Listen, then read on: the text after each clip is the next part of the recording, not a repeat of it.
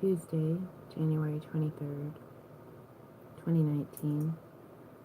In the Covington High School thing. We're in a Star Trek.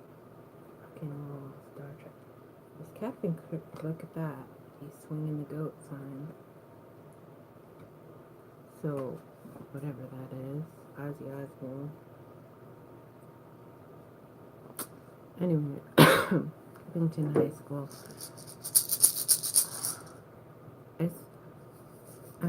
Probably I would guess that President Trump and all the other people that are in power or celebrities experience this on a regular basis, just like experience having fake news done about them. But one of the reasons that I first liked President Trump was because he said that fake news. He said it in kind of an extreme, whacked out way, but that's rhetoric. That's like, being on the world stage and saying stuff, I think, trying to get people's attention. Certainly it took enough to get people's attention.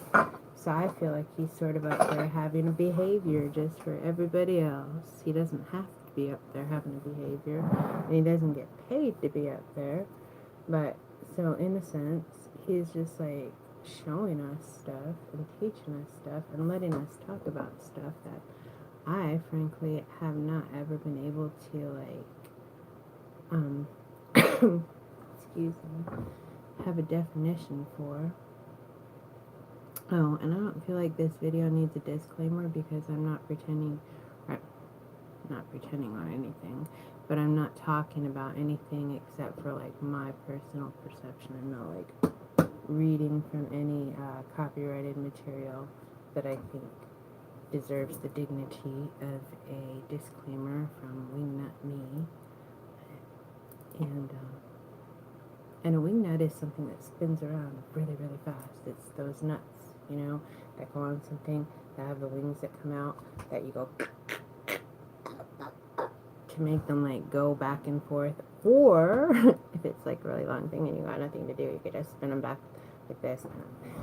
Anyway, I just spent a lot of time out watching motors, right? But I learned stuff, kind of. Learned what wingnuts are.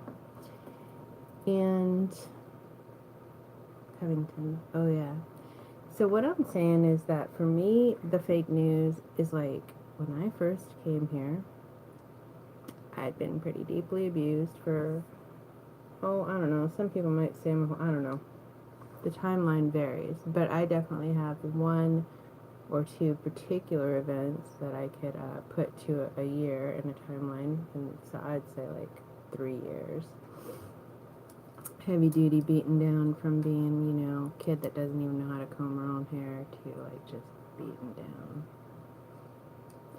And so I was 12, and people, and I didn't want the people at my new school. I got brought here in the middle of the year, in the middle of junior high school, in the middle of 7th grade.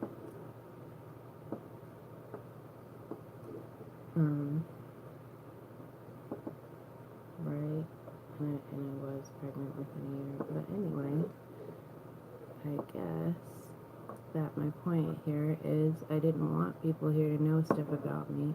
And now looking backwards, okay, so first then people would terrorize you. They terrorize you with the letting you know that they know stuff about you.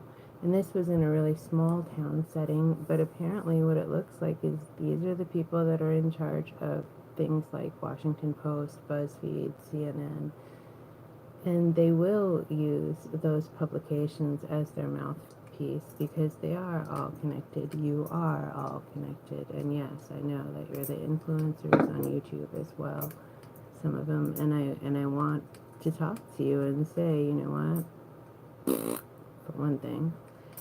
And for other thing, thank you to the ones that are like not evil and not trying to wreak havoc.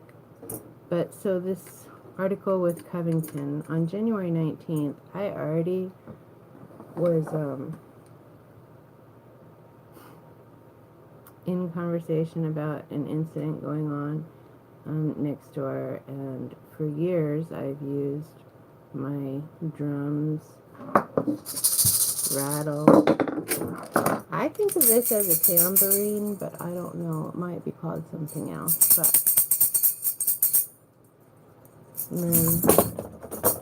I have a skin drum too from my dear dead ex. He made this.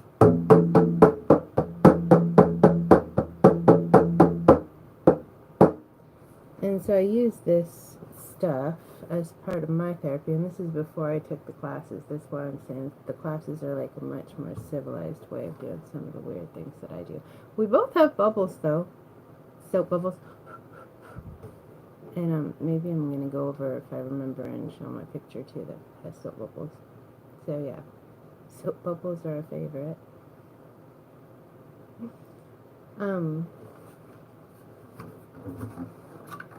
So I'm not going to say I've used it at all in the way that we saw the Native American elder doing his drum, because I don't feel like I've used mine at all aggressively. But when you're stressing out, you're supposed to, and I feel like I didn't know this at the time, but I knew that you have energy and you have to do something with it. Energy and you have to do something with it. Because if you look at energy as something that happens from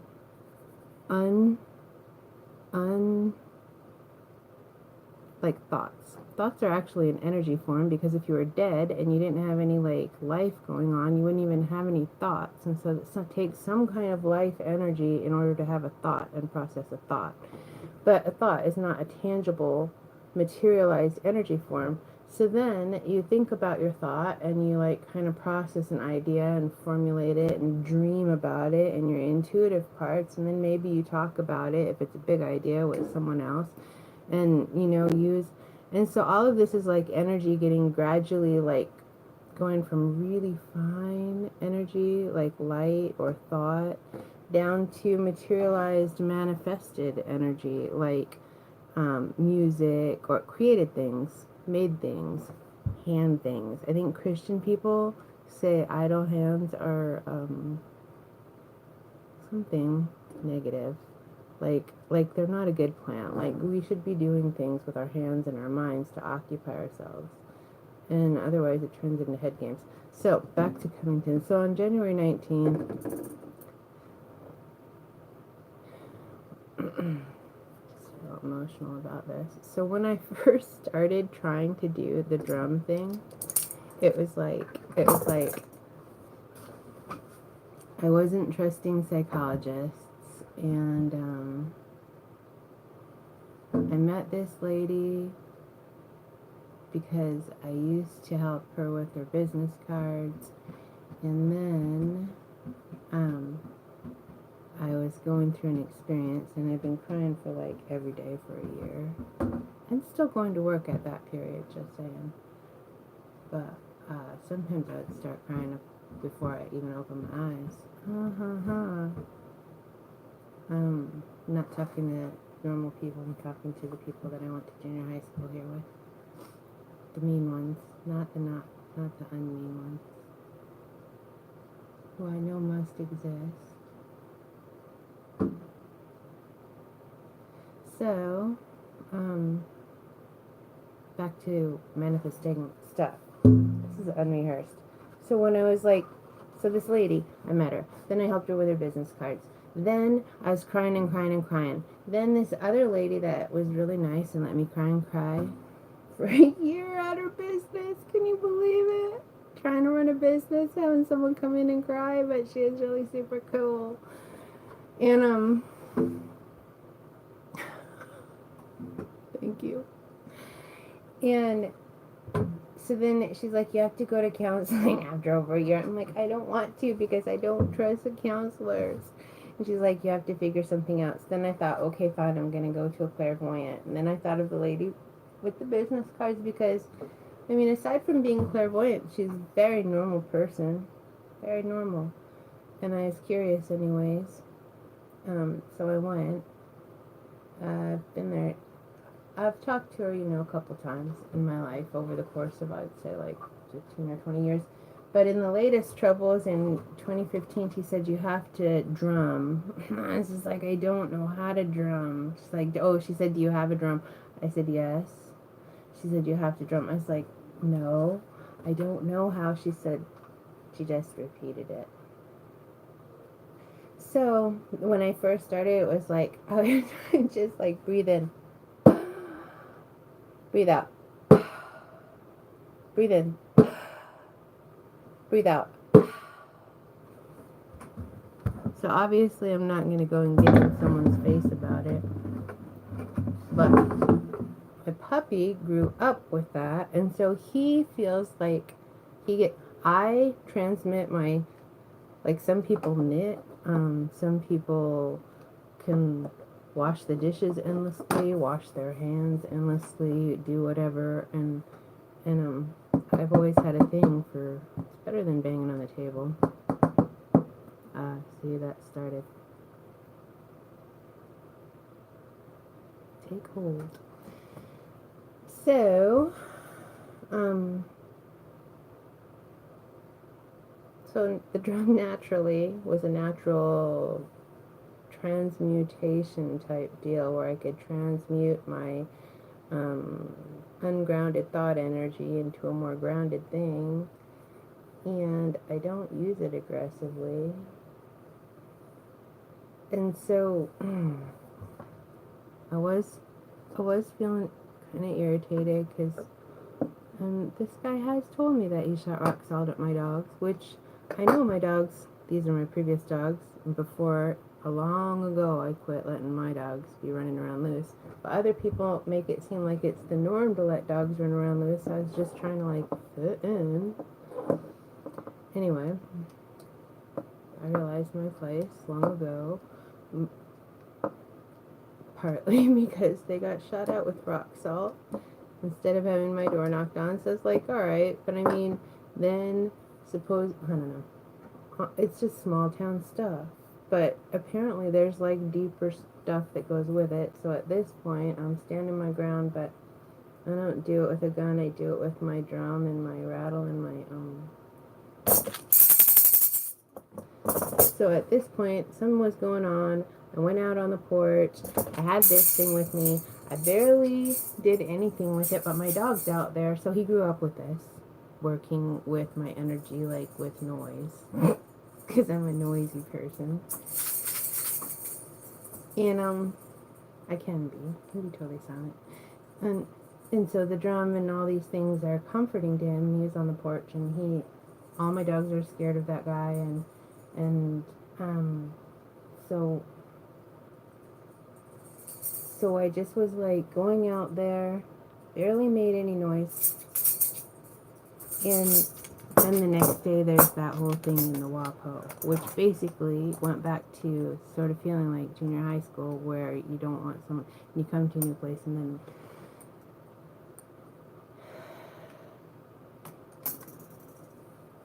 submarine. I ain't no Nancy Pelosi. I'm speaking my piece though.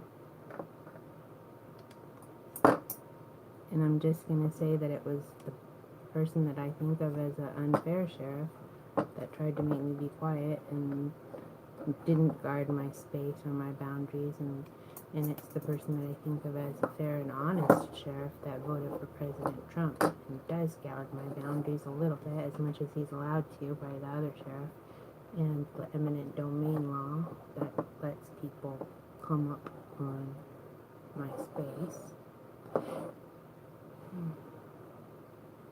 So anyway, when I was a kid here, it would be like, oh, so you're so-and-so, so-and-so. We've heard about you. And I mean, I'm like freaking out. I'm like, what have you heard? Like, do you know? Because they also, and it turns out, probably a training ground for someplace or other. So anyway, that's what I want to say in support of one of the earliest reasons why, and I liked President Trump before he was president back in the 80s, just from like Cosmo magazine, because I thought he was cute.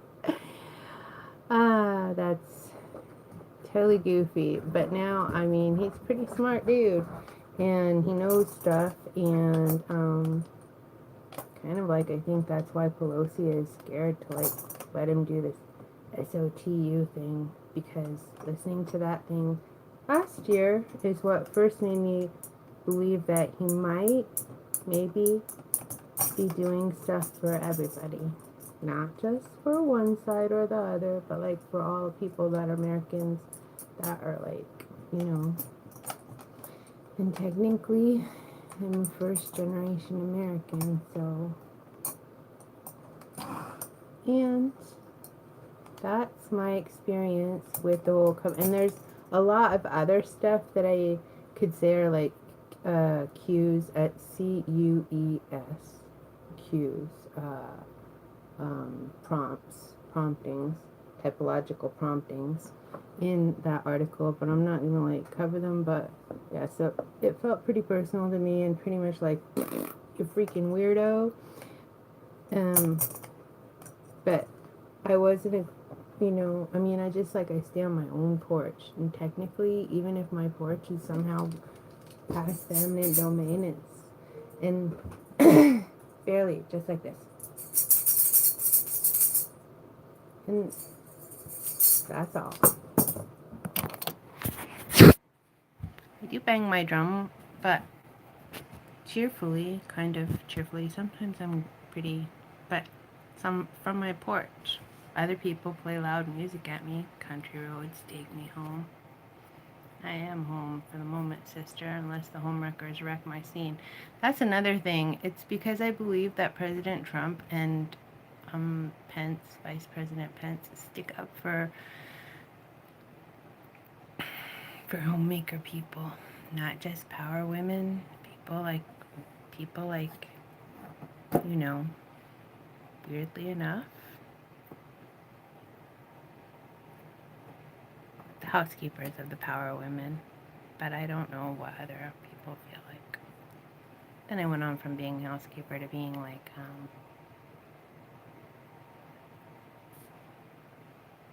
licensed massage therapist briefly, and then a printing person. That's how I learned so much.